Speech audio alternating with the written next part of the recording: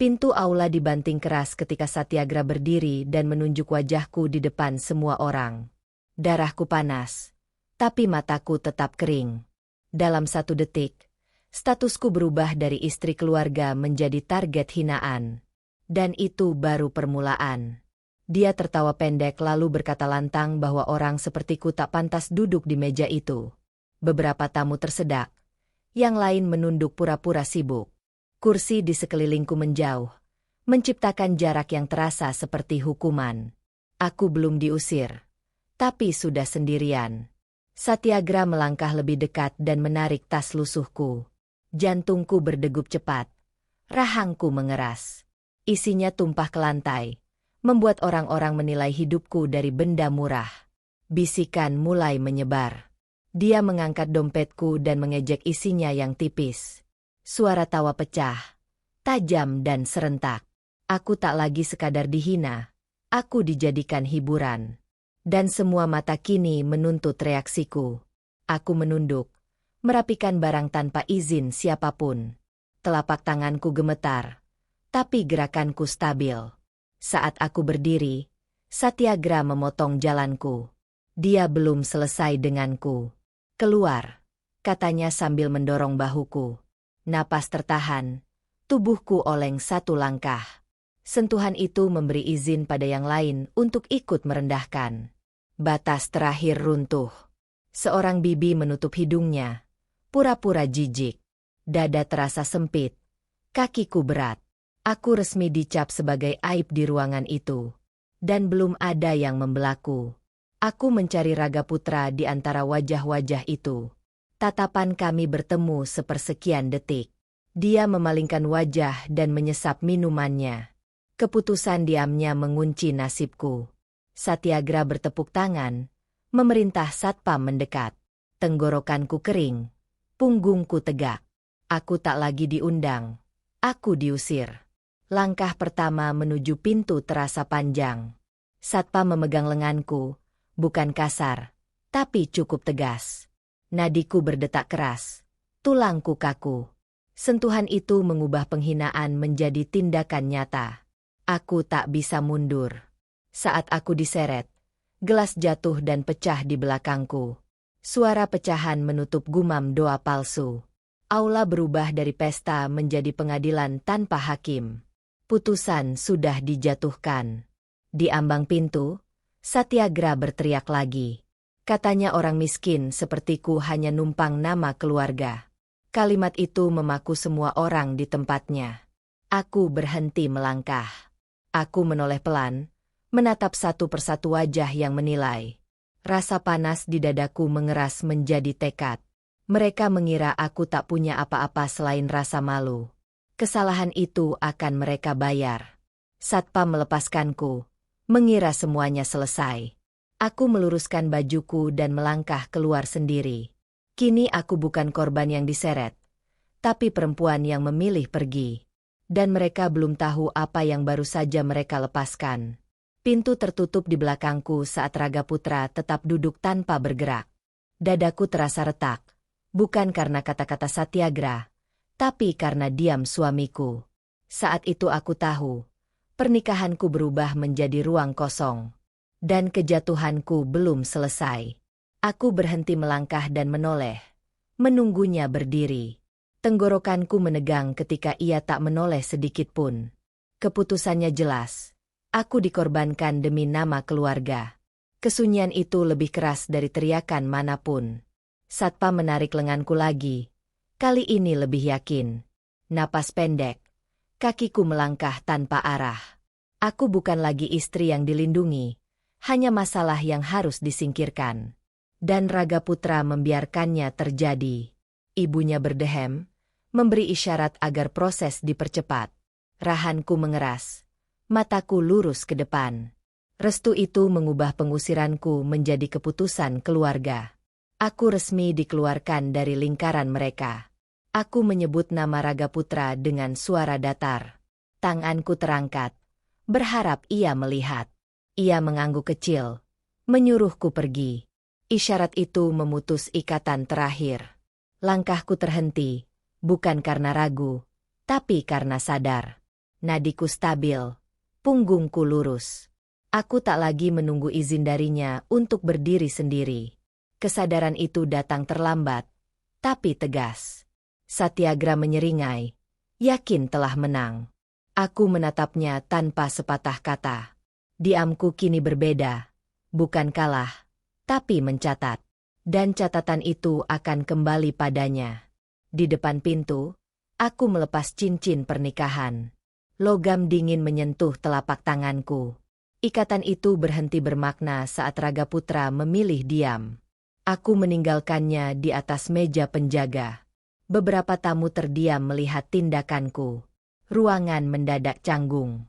Mereka menyadari ada sesuatu yang putus selamanya. Tapi belum mengerti akibatnya. Aku melangkah keluar tanpa ditarik lagi. Udara malam menusuk, tapi bersih. Untuk pertama kalinya malam itu, aku bebas bergerak. Namun kebebasan selalu menuntut harga. Ponselku bergetar sebelum aku sampai gerbang. Nama Ragaputra muncul, lalu hilang. Ia ingin bicara, tapi terlambat. Keheningan kini kuberikan kembali. Aku menyimpan ponsel dan terus berjalan. Tumitku mantap di aspal. Keputusan sudah diambil tanpa kata. Dan tak ada jalan kembali. Mobil hitam berhenti tak jauh dariku. Lampunya menyala. Pintunya terbuka. Seseorang turun dan menyebut namaku dengan yakin. Bukan Ragaputra. Aku menoleh, menilai wajah asing itu. Jantungku berdetak cepat, tapi terkendali. Ia bukan bagian dari keluargaku, tapi tahu siapa aku. Pertemuan ini bukan kebetulan. Dia menyerahkan kartu nama tanpa senyum. Namanya Wirajaya. Tertulis jelas. Kehadirannya mengubah arah malam ini. Dan Ragaputra belum tahu apa yang sedang bergerak. Aku menerima kartu itu dan menyimpannya. Langkahku berhenti. Pikiranku tajam. Kesendirian yang kuterima barusan membuka pintu baru. Dan pintu itu tidak akan tertutup lagi. Dari kejauhan, suara tawa di aula masih terdengar. Aku tak menoleh kembali. Mereka mengira aku pergi tanpa apapun. Kesalahan itu akan segera terungkap. Padmaretna berdiri dan mengetuk meja dengan sendok perak. Udara langsung menegang. Semua percakapan berhenti dan perhatian beralih padanya. Aku tahu sesuatu akan diputuskan. Dia menyebut namaku tanpa menatap. Darahku terasa dingin.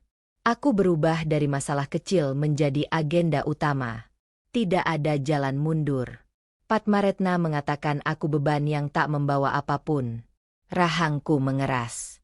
Nilai keberadaanku dipangkas menjadi angka 0.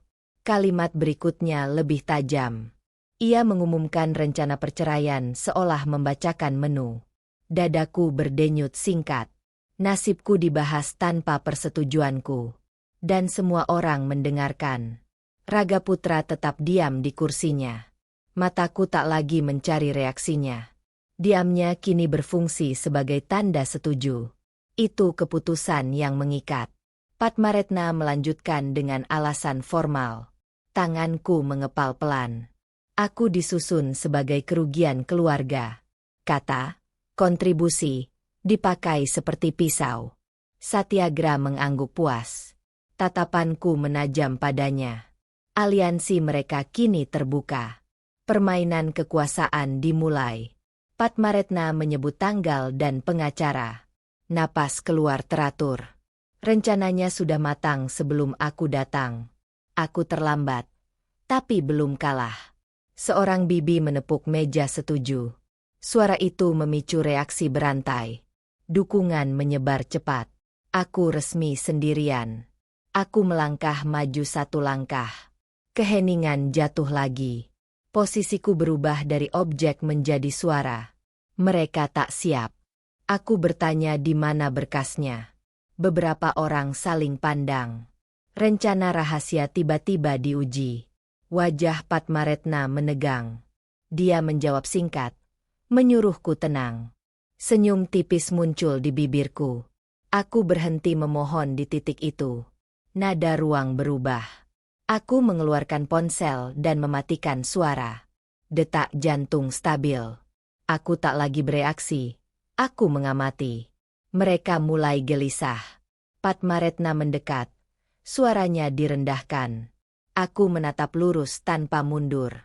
Tekanan berubah menjadi ancaman halus. Aku mencatat semuanya. Dia berbisik tentang nama baik keluarga. Aku mengangguk pelan. Nama baik kini senjata mereka. Dan bisa jadi titik lemah. Ragaputra akhirnya berdiri. Aku tak bergerak. Kehadirannya tak lagi menentukan. Arah sudah bergeser. Ia mencoba menengahi dengan kalimat aman. Aku mengangkat tangan menghentikan. Kontrol pembicaraan berpindah padaku. Itu mengejutkan mereka. Aku berkata aku setuju dibicarakan resmi. Beberapa napas tertahan. Mereka kehilangan keunggulan tiba-tiba. Langkahku diperhitungkan. Padmaretna memicingkan mata. Aku tetap tenang. Amarahku berubah menjadi kalkulasi. Inilah titik balik. Aku meminta waktu dan dokumen lengkap. Ruangan riuh singkat. Rencana cepat mereka diperlambat paksa. Kerugian pertama tercipta. Padmaretna menolak dengan alasan prosedur. Aku mengangguk lagi. Penolakannya menguatkan dugaanku. Ada yang disembunyikan. Aku melangkah mundur dan mengambil tas. Beberapa orang lega. Mereka mengira aku mundur. Kesalahan kedua. Aku berkata aku akan hadir di proses berikutnya. Suara tegas memantul. Mereka tak lagi mengatur waktuku. Kontrol bergeser nyata. Aku berjalan menuju pintu tanpa dihalangi. Langkahku mantap. Peran korbanku tinggalkan di ruangan itu. Permainan baru dimulai. Di luar, ponselku bergetar sekali. Nama Padmaretna muncul singkat. Ia mencoba mengatur ulang kendali. Aku tak menjawab. Aku menatap langit gelap dan menekan layar mati. Napas panjang keluar. Kini aku menghitung langkah, bukan air mata. Dan langkah pertama sudah mereka izinkan. Wirajaya masuk terlambat dengan jas hitam dan langkah yakin. Ruangan membeku seketika. Semua kepala menoleh bersamaan. Sesuatu berubah sebelum ia bicara. Matanya langsung tertuju padaku. Napasku tertahan singkat. Perhatiannya mengunci posisiku di tengah ruangan. Ini bukan kebetulan. Ia menyebut namaku lengkap. Narindya Wicaksana. Suaranya tenang. Pasti. Beberapa orang tersentak. Namaku tak seharusnya dikenal olehnya. Wirajaya mengangkat map coklat tebal. Jantungku berdetak stabil. Map itu dibuka di atas meja utama. Logo kontrak besar terlihat jelas. Ia bertanya siapa yang menandatangani. Keheningan jatuh keras. Semua mata berpindah ke Padmaretna. Tidak ada jawaban. Aku melangkah maju setengah langkah. Bahuku lurus. Aku mengangkat tangan perlahan. Situasi bergeser tanpa suara. Aku berkata tanda tangan itu milikku. Beberapa napas terhenti. Ragaputra berdiri refleks. Kursinya terjatuh. Wirajaya tersenyum singkat. Ia mengangguk. Pengakuanku diterima tanpa ragu. Kekuatan berpindah tangan. Satyagra tertawa kaku. Suaranya patah. Ejekan sebelumnya kehilangan makna. Kata miskin mati di udara. Padmaretna maju tergesa. Tangannya gemetar halus. Ia mencoba menjelaskan. Aku tak menoleh. Wirajaya menjelaskan nilai kontrak. Angkanya membuat ruangan berisik. Bisik-bisik meledak. Posisi tawar berubah total. Ragaputra menatapku baru. Wajahnya pucat. Ia mencoba mendekat. Aku bergeser menjauh. Wirajaya menanyakan keputusanku. Semua menunggu. Detik terasa panjang. Aku memilih diam sejenak. Aku berkata kontrak ditunda. Riuh pecah. Kerugian langsung tercipta. Wajah Padmaretna memucat. Wirajaya menyetujui tanpa debat. Sikapnya tegas. Ia berdiri di sisiku. Aliansi baru terbentuk. Aku menatap keluarga itu satu persatu. Tidak ada senyum. Mereka kehilangan kendali. Aku memegang arah. Satyagra membuka mulut. Tak ada suara keluar. Kekalahannya terlihat jelas. Hinaan berubah jadi beban. Padmaretna memanggil namaku pelan. Aku tak merespons. Jarak baru tercipta. Ia tak lagi berkuasa. Wirajaya menutup map. Kontrak aman di tangannya. Arah pembicaraan selesai. Tapi akibatnya baru dimulai. Aku mengambil tas. Gerakku mantap. Beberapa tamu berdiri canggung. Penilaian runtuh. Ragaputra memanggil namaku. Suaranya pecah. Aku berhenti sesaat. Aku tak menoleh. Wirajaya berjalan bersamaku menuju pintu. Langkah kami sejajar.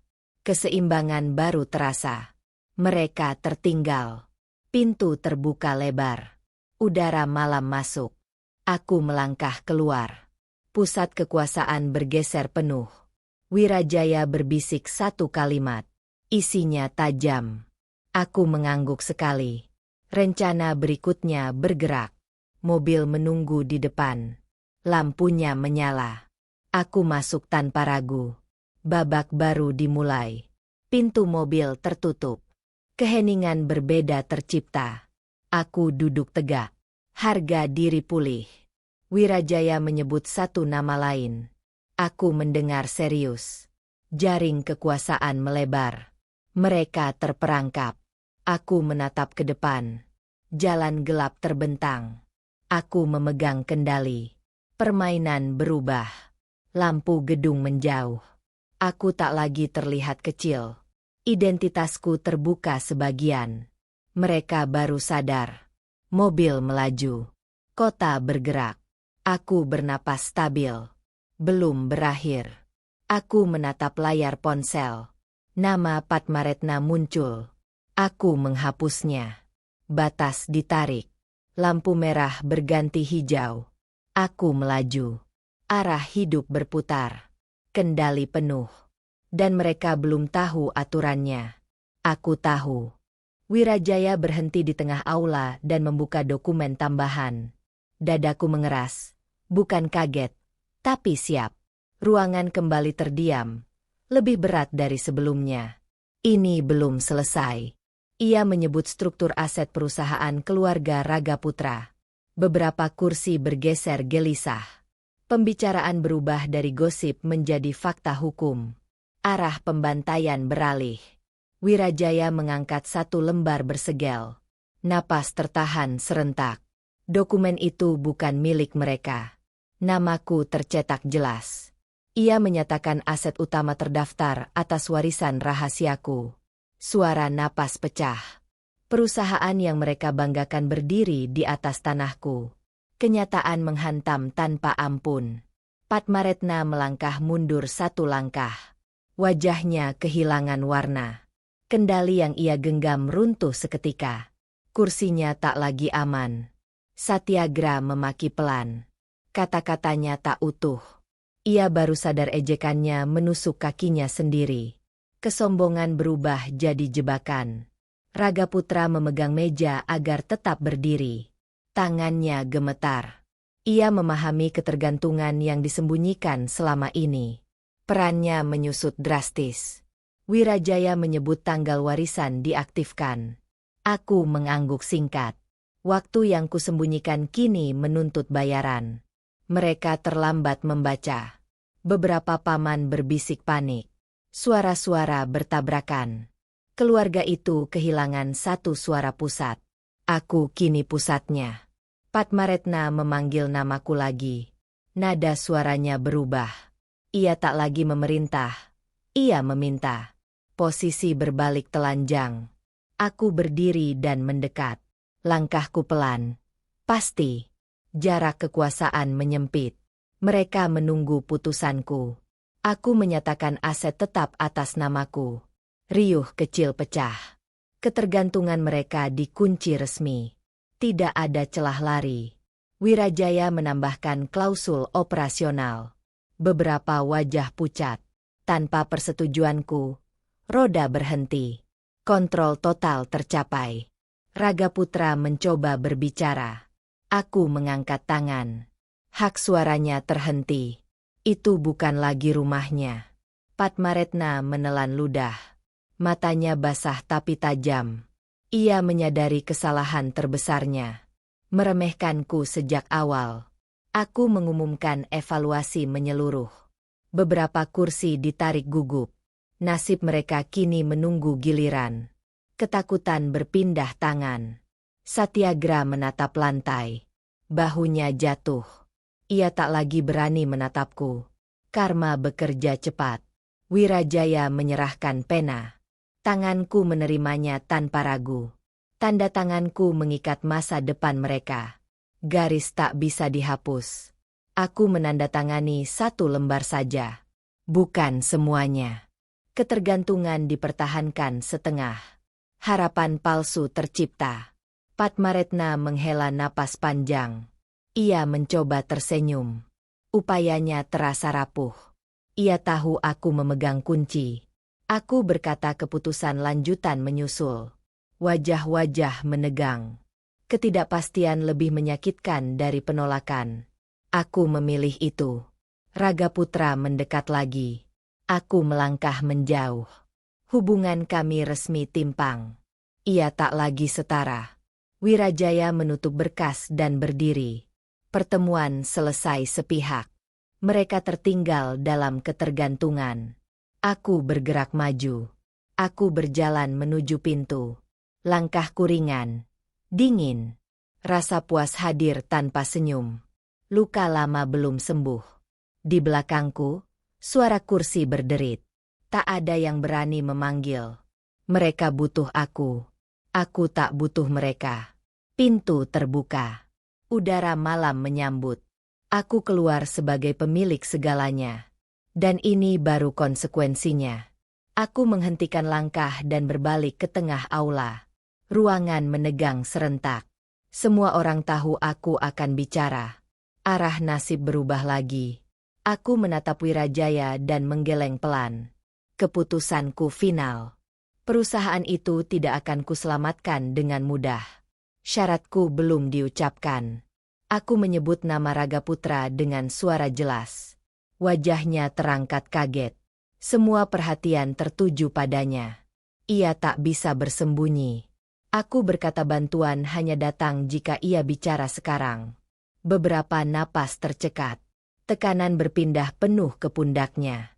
Pilihan dipersempit. Ragaputra melangkah maju satu langkah. Tangannya gemetar. Ia tahu apa yang kuminta. Dan takut mengatakannya. Aku menambahkan satu syarat tanpa menaikkan suara. Ruangan terasa lebih kecil. Ia harus mengakui pengkhianatan. Di depan semua orang. Satyagra berdiri setengah. Lalu duduk kembali. Situasi berbalik cepat. Ia tak lagi mengendalikan panggung. Ini urusan suami istri. Padmaretna membuka mulut.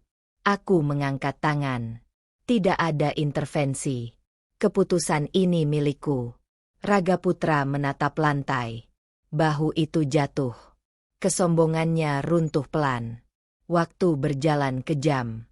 Aku menunggu tanpa bergerak. Kesunyian memanjang.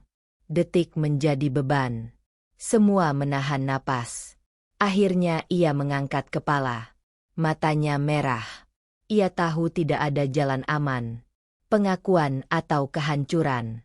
Ia berkata ia memilih diam demi nama keluarga. Suara itu patah. Pengkhianatan disebut dengan namanya. Topengnya jatuh. Beberapa orang tersentak. Bisik-bisik meledak singkat. Reputasinya retak terbuka. Tidak bisa ditambal. Aku tidak bereaksi. Tanganku tetap tenang. Aku menunggu kelanjutannya.